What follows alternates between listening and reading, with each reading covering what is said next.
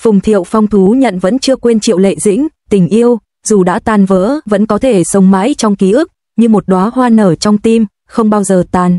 Dưới ánh đèn vàng ấm, trong khung cảnh tĩnh lặng của một buổi phỏng vấn truyền hình, Phùng Thiệu Phong ngồi đó, dáng điềm tĩnh, giọng nói trầm ấm, nhưng trong đôi mắt anh lại chứa đựng những mảnh ký ức đã cũ.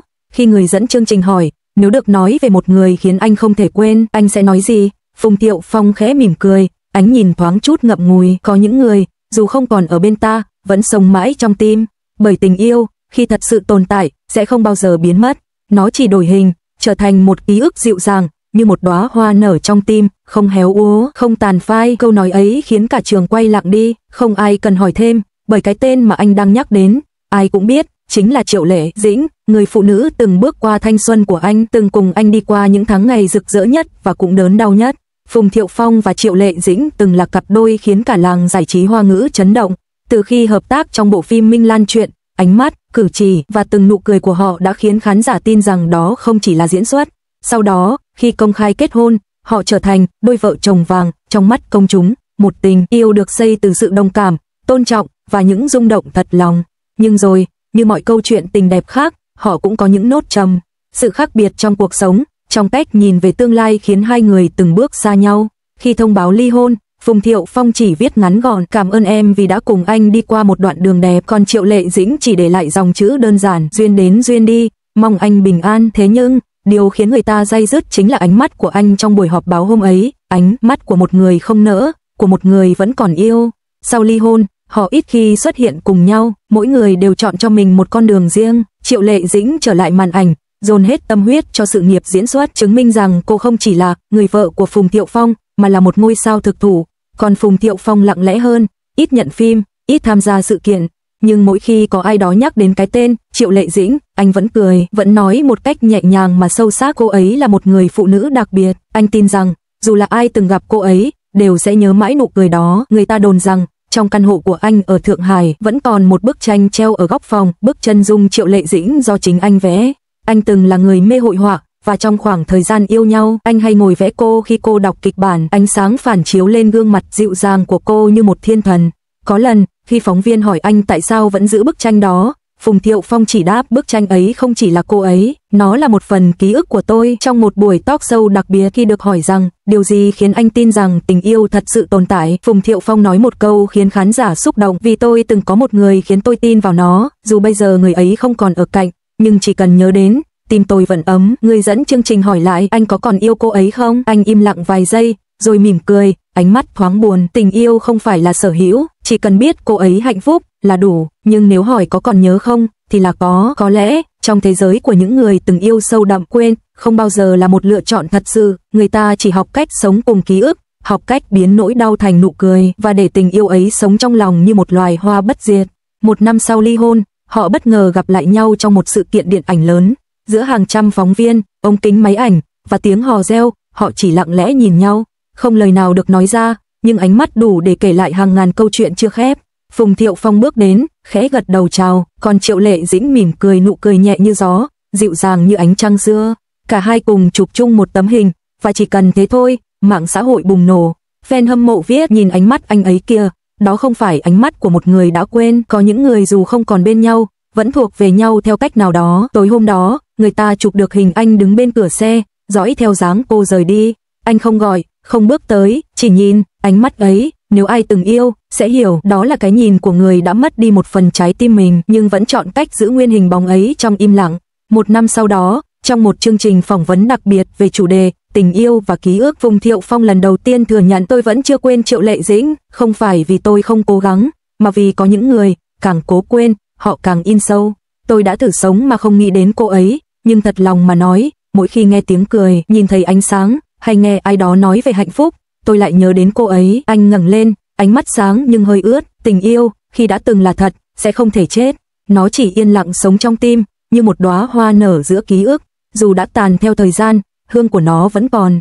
Và đôi khi, chỉ cần một thoáng gió, nó lại khiến ta nhớ về những ngày đẹp nhất của đời mình. Sau chương trình, đoạn clip ấy lan truyền chóng mặt. Dưới bài đăng, hàng triệu người bình luận, bày tỏ sự xúc động. Anh ấy vẫn yêu cô ấy, chỉ là yêu theo một cách khác. Một người đàn ông dám thừa nhận nỗi nhớ, chính là người yêu thật lòng. Có người từng nói, khi một người vẫn nhớ đến ai đó trong im lặng, nghĩa là họ vẫn yêu. Với Phùng Thiệu Phong, tình yêu ấy không còn là sự chiếm hữu, không còn là khao khát quay lại, mà là một niềm trân trọng. Anh giữ tình yêu đó như giữ một đóa hoa trong tim nở âm thầm, dịu nhẹ, không phô trương, nhưng sống mãi với thời gian. Trong một buổi phỏng vấn khác, khi phóng viên hỏi anh nếu có thể quay lại quá khứ, anh có muốn làm điều gì khác không? Anh đáp không, vì dù kết thúc ra sao, tôi vẫn biết mình đã từng yêu một cách trọn vẹn, và đó là điều đáng để tự hào. Còn Triệu Lệ Dĩnh, dù chưa bao giờ nhắc lại mối quan hệ cũ, nhưng trong một lần được hỏi về một người từng khiến cô thay đổi, cô nhẹ nhàng nói, anh ấy là người đã dạy tôi cách yêu và cách buông. Nhờ anh ấy, tôi hiểu rằng, đôi khi, tình yêu thật sự không phải là nắm giữ, mà là chúc phúc. Có những buổi tối, người ta bắt gặp Phùng Thiệu Phong đi dạo một mình bên bờ sông Hoàng Phố. Anh không mang vệ sĩ, không đội mũ che, chỉ đeo tai nghe và nhìn ra mặt nước. Một người hâm mộ vô tình chụp được bức ảnh ấy, ánh sáng phản chiếu lên mặt anh, dịu dàng mà cô đơn. Dòng trạng thái được lan truyền cùng tấm ảnh là có lẽ anh đang nhớ về một người. Dù không ai biết anh đang nghĩ gì, nhưng người ta tin rằng trong trái tim ấy vẫn còn bóng hình Triệu Lệ Dĩnh như một đóa hoa không bao giờ tàn, dù bão tố có đi qua. Giờ đây, khi cả hai đều đã trưởng thành hơn, khi mọi tổn thương đã hóa thành kỷ niệm, thì có lẽ họ đều hiểu, tình yêu không phải để đo bằng thời gian hay kết thúc. Nó tồn tại trong từng ánh nhìn, từng nụ cười, từng giây phút trái tim từng rung động. Phùng Thiệu Phong từng nói trong một bài phỏng vấn gần đây, nếu được quay lại, tôi sẽ vẫn chọn gặp cô ấy. Vì dù kết thúc có ra sao, tôi vẫn biết rằng mình đã từng hạnh phúc, và có lẽ đó cũng là lời kết đẹp nhất cho một mối tình đã qua. Tình yêu ấy, dù tan vỡ, vẫn sống mãi trong ký ức, như một đóa hoa nở trong tim, không bao giờ tàn. Tình yêu của Phùng Thiệu Phong và Triệu Lệ Dĩnh không cần ồn ào, không cần kết thúc bằng đám cưới thứ hai hay lời hứa mãi mãi. Nó tồn tại trong ký ức, trong sự dịu dàng khi nhắc về nhau, trong ánh nhìn chưa bao giờ nguội lạnh. Bởi tình yêu thật sự không cần hiện hữu bằng hình hài, chỉ cần trái tim vẫn nhớ, vẫn rung, vẫn mỉm cười khi nghe tên người ấy, thì tình yêu ấy vẫn còn sống. Chiều hôm ấy, bầu trời Bắc Kinh phủ một lớp mây mỏng, nắng vàng nhạt rải lên con phố nhỏ nơi diễn ra buổi từ thiện vì trẻ em nghèo vùng cao.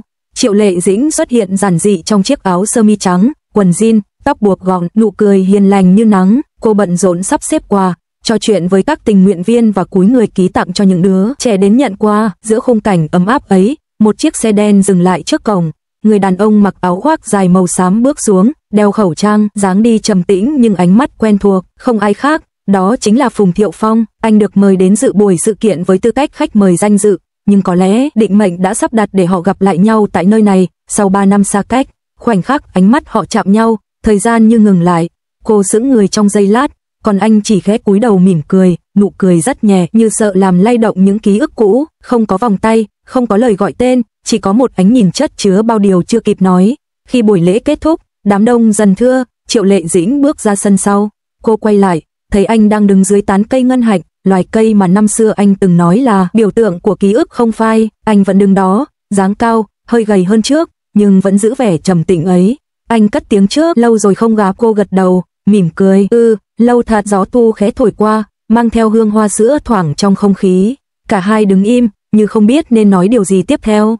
Cuối cùng, Phùng Thiệu Phong cười, giọng anh trầm và hơi run, em vẫn như trước, mỗi lần em cười, thế giới dường như cũng sáng lên. Triệu Lệ Dĩnh khẽ cười, ánh mắt hơi cụp xuống, anh vẫn nói những lời khiến người khác không biết phải đáp thế nào. Khoảnh khắc ấy, dường như mọi khoảng cách tan biến, cả hai cùng ngồi xuống chiếc ghế đá trong khuôn viên. Anh kể cho cô nghe về những ngày tháng sau ly hôn, không dài, chỉ là những mẩu chuyện nhỏ, việc anh học vẽ trở lại, việc anh thường đi dạo một mình mỗi tối, và cả việc anh vẫn luôn giữ bức tranh vẽ cô. Cô im lặng lắng nghe, đôi mắt thoáng buồn nhưng ấm áp. Rồi cô nói, em cũng đã thay đổi nhiều, có lúc em nghĩ, nếu không có những năm tháng ấy, có lẽ em vẫn chưa học được cách mạnh mẽ như bây giờ. Anh quay sang nhìn cô thật lâu, anh không biết phải xin lỗi hay cảm ơn em, vì anh biết, anh từng làm em tổn thương. Cô nhẹ nhàng đáp, chúng ta đều từng làm tổn thương nhau, nhưng anh à, em chưa bao giờ hối hận vì đã yêu anh. Câu nói ấy khiến tim anh khẽ run lên. Trong giây phút đó, đôi mắt họ như chứa cả vũ trụ, nơi ký ức và hiện tại giao hòa, nơi tình yêu cũ chưa bao giờ tắt hẳn. Họ cùng nhau đi dọc con đường gần công viên, gió nhẹ lay hàng cây, lá vàng rơi rải đầy lối. Anh bước chậm, cô đi bên cạnh, không ai nói nhiều, nhưng sự im lặng ấy lại dịu dàng đến lạ. Anh có hay nghe nhạc không? Cô hỏi khẽ. Có, nhưng toàn những bài em từng thích. Anh cười. Cô dừng lại, nhìn anh chưa quên thật à? Anh nhìn cô thật sâu, giọng nhẹ như gió. Có những người không thể quên, chỉ có thể học cách nhớ theo cách khác. Cô không nói gì, chỉ mỉm cười. Trong lòng cô bỗng thấy bình yên đến lạ. Có lẽ khi tình yêu đã đi qua mọi đau khổ, nó sẽ hóa thành sự thấu hiểu, nơi không còn trách móc, không còn dằn vặt, chỉ còn lại một nỗi nhớ dịu dàng. Trước khi chia tay, anh mở túi, lấy ra một cuốn sổ vẽ. Anh đưa cho cô xem một bức ký họa, cô đang đọc sách bên cửa sổ, ánh sáng chiếu lên gương mặt dịu hiền. Anh cười, bức này anh vẽ năm ngoái, nhưng anh chưa tô màu, vì anh nghĩ nếu chưa thể gặp lại em, anh sẽ không biết phải chọn màu gì cho nụ cười đó. Triệu Lệ Dĩnh nhìn bức tranh, lòng dâng trào cảm xúc. Cô khẽ nói, giờ thì anh có thể tô rồi. Câu nói ấy như một lời tha thứ, một lời chúc lành, một cái kết nhẹ nhàng cho một câu chuyện từng dang dở. Anh gật đầu, khẽ đáp, cảm ơn em, dù thế nào, em vẫn là gam màu đẹp nhất trong cuộc đời anh. Họ nhìn nhau lần cuối, không nước mắt, không lời hứa hẹn, chỉ có nụ cười, và ánh chiều buông xuống rực rỡ sau lưng, như thể trời đất cũng muốn lưu giữ khoảnh khắc ấy mãi mãi. Tối hôm đó, Phùng Thiệu Phong trở về nhà, anh mở lại bức tranh cũ, ngồi trước giá vẽ, ánh đèn vàng phủ lên khuôn mặt anh, trên bàn là cuốn sổ vừa được cô chạm vào. Anh lấy cỏ, chậm rãi tô màu, màu của hoàng hôn, của ánh nắng, của ký ức, và của nụ cười cô. Bên cạnh, loa nhỏ phát ra giai điệu quen thuộc, bài hát Nhớ em, yêu em nhưng không thể có được em, ca khúc anh từng viết cho chính mình trong những ngày cô rời đi. Lời ca vang lên chậm rãi, anh vẫn nhớ, dù mùa thu đã qua, anh vẫn yêu, dù chẳng còn cách nào để nói ra. Em như ánh sáng, soi giữa đêm dài, dù xa bái, vẫn là ngọn lửa trong tim anh. Giọng anh nghẹn lại giữa chừng, nhưng đôi môi vẫn khẽ mỉm cười. Anh biết, tình yêu không còn đau như trước, nó đã hóa thành sự bình yên, thành một bài ca không lời, sẽ mãi vang lên trong lòng anh mỗi khi nhớ đến cô. Một tháng sau, trong buổi triển lãm tranh cá nhân, Phùng Thiệu Phong trưng bày tác phẩm mới, Hoa nở trong tim, đó chính là bức chân dung Triệu Lệ Dĩnh mà anh vừa hoàn thiện. Cô gái trong tranh mỉm cười dịu dàng, xung quanh là những cánh hoa rực rỡ nở giữa nền trời xám. Phía dưới bức tranh, anh đặt tấm bảng nhỏ ghi dòng chữ, dành tặng người từng khiến trái tim tôi biết thế nào là yêu. Khán giả đứng nhìn, ai nấy đều xúc động, không ai hỏi cô gái trong tranh là ai, vì ai cũng biết câu trả lời. Và ở một góc khuất trong phòng triển lãm, Triệu Lệ Dĩnh lặng lẽ đứng nhìn. Cô không bước tới, không nói gì, chỉ để nước mắt rơi khẽ, như cánh hoa rơi trong gió. Nhưng trong tim cô, một đóa hoa mới lại nở, không phải của đau thương, mà là của sự bao dung và ký ức đẹp đẽ. Tình yêu của họ, dẫu đã qua, vẫn chưa từng chết. Nó hóa thành tranh, hóa thành nhạc, hóa thành những nụ cười lặng lẽ và ánh nhìn dịu dàng mỗi khi vô tình nhắc đến nhau. Phùng Thiệu Phong đã từng nói, tình yêu thật sự không cần phải có kết thúc đẹp, chỉ cần khi nhớ lại, ta vẫn thấy lòng mình ấm áp, thế là đủ. Và với Triệu Lệ Dĩnh, có lẽ cô cũng hiểu, anh ấy không còn là hiện tại, nhưng mãi là người đã từng khiến tim mình biết thế nào là thương, đến vô điều kiện. Vì thế, dù họ không tái hợp, không nắm tay nhau bước qua những năm tháng sau này, thì trong tim họ, tình yêu vẫn nở rộ trong ký ức, mãi mãi không tàn.